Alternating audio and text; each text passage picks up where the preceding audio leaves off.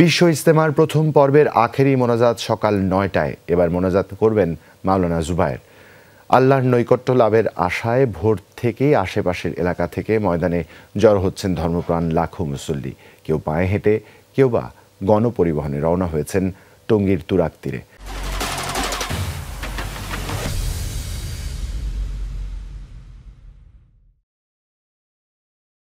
আখেরি মোনাজাতের সময় বেশ কিছু সড়কে যান চলাচল নিয়ন্ত্রণ করার কথা জানিয়েছে পুলিশ। মুসল্লিদের সুবিধার্থেই এই উদ্যোগ নেওয়া হয়েছে। ময়দানে আল্লাহর সন্তুষ্টি লাভের আশায় জিকির আজকারে ব্যস্ত সময় পার করছেন তাবলিগের সাথীরা। ফজরের নামাজের পর থেকেই চলছে ঈমান আকিদা প্রসঙ্গে নানা আলোচনা। মুসলিম উম্মার প্রতি ঐক্যবদ্ধ থাকার আহ্বান জানানো হচ্ছে। নিজেদের আত্মশুদ্ধি সহ ইসলামের সুমহান বাণী মানুষের কাছে পৌঁছে দেওয়ার প্রত্যয় সবার চোখে মুখে। এবছর ৩ পর্বে অনুষ্ঠিত হচ্ছে বিশ্ব ইজতেমা।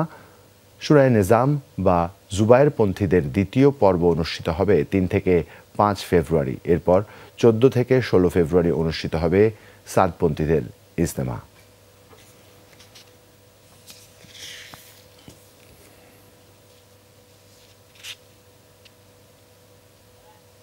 ইজতেমা ময়দানে আছেন আমাদের সহকর্মী রিয়াজ রায়হান। যাচ্ছি তার কাছে। রিয়াজ, ৯টায় তো আখেরি মোনাজাত হওয়ার কথা, কেমন দেখছেন ইজতেমার ময়দান? সার্বিক পরিস্থিতি সম্বন্ধে একটু জানাবেন আমাদের।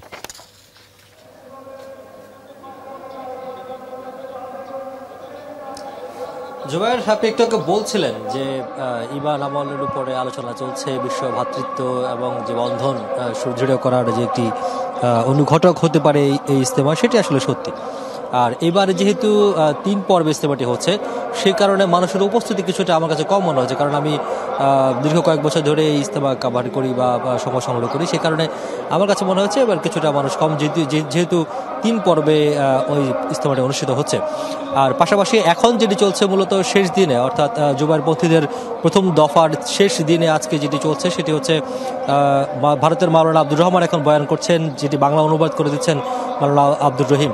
এই এখনকার যে বয়ানটি চলছে, সেই বয়ানে মূলত যারা এখানে এই তাবলিগে এসছেন, আপনি জানেন যে তাবলিগ থেকে তারা চিল্লায় যান, কেউ 3 দিন, কেউ 10 দিন, কেউ 1 দিন, এভাবে তারা বিভিন্ন জায়গায় দিনের দাওয়াতে তারা বেরিয়ে যান। যারা বেরিয়ে যাবেন বা যারা চিল্লায় যাবেন, তারা আসলে তখন কি করবেন, তাদের কি করণীয় হবে, ঈমান আমলের প্রতি কি ধরনের নসিহত করা হবে, মানুষকে কিভাবে কি রকম আমল করা হবে, সেসব বিষয় এখন বয়ান করছেন মাওলানা আব্দুর রহমান ভারতের।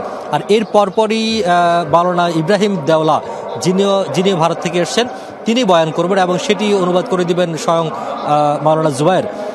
তিনি অনুবাদ করে দিবেন সে বাংলায়, এবং সেখানেও বেশ কিছু নসিহত করা হবে, যেভাবে যেটি আপনি কিছুক্ষণ আগে স্টুডিওতে বলছিলেন যে ঈমান আমল নিয়ে মানুষের বিশ্ব ভ্রাতৃত্বের বন্ধন, পাশাপাশি মুসলিম উম্মার ঐক্য, সবকিছু মিলিয়ে মানুষের প্রতি যে আহ্বান বা মানব জাতির প্রতি যে নসিহত, সেটি নিয়ে আলোচনা করবেন মাওলানা ইব্রাহিম দেওয়ালা। তার পরপরই বাংলাদেশ সময় আনুমানিক ৯টার নাগাদ মোনাজাত অনুষ্ঠিত হতে পারে, তবে সেটি হয়তো আগে পরে, সামান্য কিছু আগে পরে হতে পারে। আর এখানে যারা এসছেন তারা যেটি বলছেন, মূলত এই যে বিশাল একটি আয়োজন বা অনেক বড় একটি আয়োজন, যেটিকে বলা হয় যে হজের পরে সবচেয়ে বড় মুসলিম সমাবেশ বলা হয়, বা ধর্মীয় সমাবেশ বলতে যেটি বোঝায়, সেটি হয় এই তুরাগ তীরে। তো এখন এবার একটি মজার বিষয় হচ্ছে, গেল কয়েক বছর যেভাবে প্রচণ্ড শীত ছিল, বা জানুয়ারিতে যে পরিমাণ শীত ছিল, আজকে কিন্তু শীতের প্রকোপ একেবারে নেই। প্রচণ্ড কুয়াশা, আপনারা দেখতে পাচ্ছেন যে প্রচণ্ড কুয়াশার কারণে ঠিকমতো ক্যামেরার চোখে ভালো করে দেখানো যাচ্ছে না, কিন্তু আজকে শীতের পরিমাণটা খুবই কম।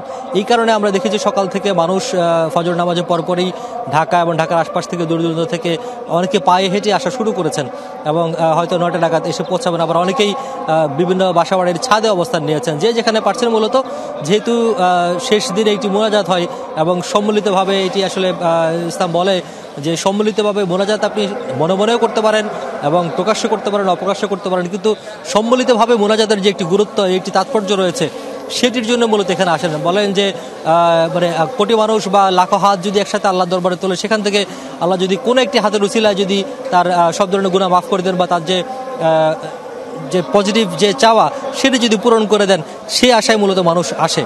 তো এই জন্য অপেক্ষা করছেন যারা মোনাজাত এখানে শরীক হয়েছেন, লাখো মানুষ এই তুরাগ তীরে, তারা অপেক্ষা করছেন সকাল ৯টা বাজে, বা অর্থাৎ কখন মোনাজাতটি শুরু হবে তখন। এর পরপরই আবার যেহেতু আগামীকাল থেকে আবার দ্বিতীয় পর্ব শুরু হচ্ছে, সেটির একটি প্রস্তুতি রয়েছে। সেই কারণে সবকিছু মিলে এবার আসলে খুব তাড়াতাড়ি মোনাজাতটি শেষ হয়ে যাবে। রিয়াজ, অসংখ্য ধন্যবাদ আপনাকে। আপনি থাকবেন সেখান থেকে, নিশ্চয়ই আপনার মাধ্যমে দর্শকদের আমরা সর্বশেষ আপডেটটুকু জানাবার চেষ্টা করব। ইজতেমা ময়দানে আখেরি মোনাজাতে অংশ নিতে ময়দান ও আশেপাশের এলাকা থেকে জড়ো হচ্ছেন লাখো মুসল্লি। এ বিষয়ে জানাতে টঙ্গী এলাকা থেকে যোগ দিচ্ছেন আমাদের সহকর্মী আরিফুর রহমান সবুজ। যাচ্ছি সবুজের কাছে। সবুজ, ভোর থেকেই তো রাস্তায় যানবাহনের চাপ, এবং সেই চাপ এই মুহূর্তে কেমন দেখছেন, এবং ইজতেমা অভিমুখে যাওয়া মুসল্লিরা কি গণপরিবহন পাচ্ছেন কিনা একটু জানাবেন আমাদের।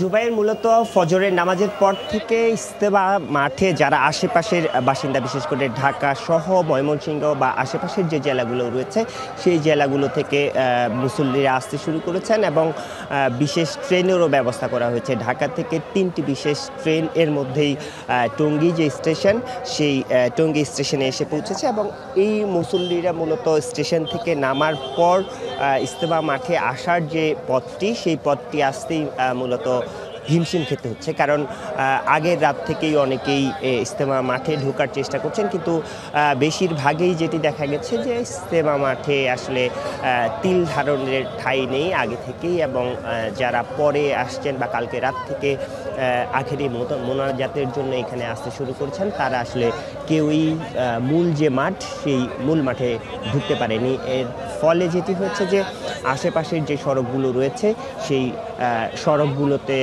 অবস্থান নিয়েছেন, এবং আমরা আসার পথেও দেখেছি বিভিন্ন যানবাহনগুলো যেগুলো আসলে এই টঙ্গী ঢোকার পথেই এক ধরনের, যদিও এই আখেরি মোনাজাতকে কেন্দ্র করে ট্রাফিকের বিশেষ ধরনের ব্যবস্থা নেওয়া হচ্ছে। বেশ কয়েকটি সড়ক দিয়ে আসলে এই যেহেতু একটি মহাসড়ক ঢাকা ময়মনসিংহ, সেই মহাসড়কের যে যান চলাচল সেটি বন্ধ করা হয়েছে, এবং কিছু কিছু বাস যানবাহনকে, যেগুলো মূলত গাজীপুর হয়ে উত্তরবঙ্গের দিকে যায়, সেই বড় ধরনের যানবাহনগুলোকে 300 ফিট হয়ে অন্য একটি বিকল্প সড়ক দিয়ে আসলে ঘুরিয়ে দেওয়া হচ্ছে। আর তারপরেও কিন্তু ছোট ছোট যে যানবাহনগুলো, অর্থাৎ ইজতেমা মাঠে বা আখেরি মোনাজাতে যারা অংশ নেওয়ার জন্য আসছেন, সেই গাড়িগুলোকে আসলে ছেড়ে দিতে হচ্ছে, এবং সেই গাড়িগুলো আস্তে আস্তেই দীর্ঘ একটি যানজট তৈরি হয়েছে, যার কারণে মুসল্লিরা যেহেতু ফজরের নামাজের পর থেকেই আমবয়ান শুরু হয়েছে, যে যেখানে আছেন সেখান থেকেই দাঁড়িয়ে পড়েছেন, এবং মূলত আখিরি যে বয়ান, সেই আখিরি বয়ান শুনছেন।